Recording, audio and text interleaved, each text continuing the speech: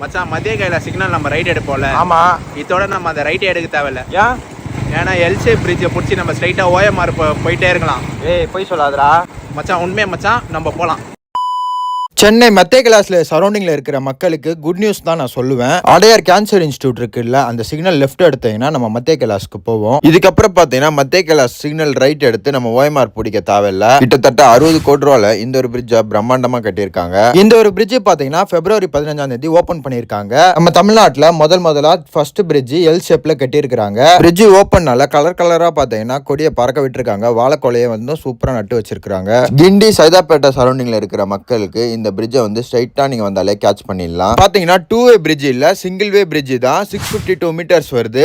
ஸ்டார்டிங்ல கொஞ்சம் தார் ரோடும், நடுவுல பாத்தீங்கன்னா கொஞ்சம் சிமெண்ட் ரோடும், எண்டிங்ல தார் ரோடும் போட்டு சும்மா தட்டி தூக்கி வச்சிருக்காங்க. பிரிட்ஜ் இறங்கி அடுத்த யூட்டன் போட்டீங்கன்னா பிரிட்ஜ் கீழே பாத்தீங்கன்னா ஒரு 20 ஈலேஷன் நாடகம்ன்ற சொல்லி டிசைனை மஜாவா ரெடி பண்ணிருக்காங்க.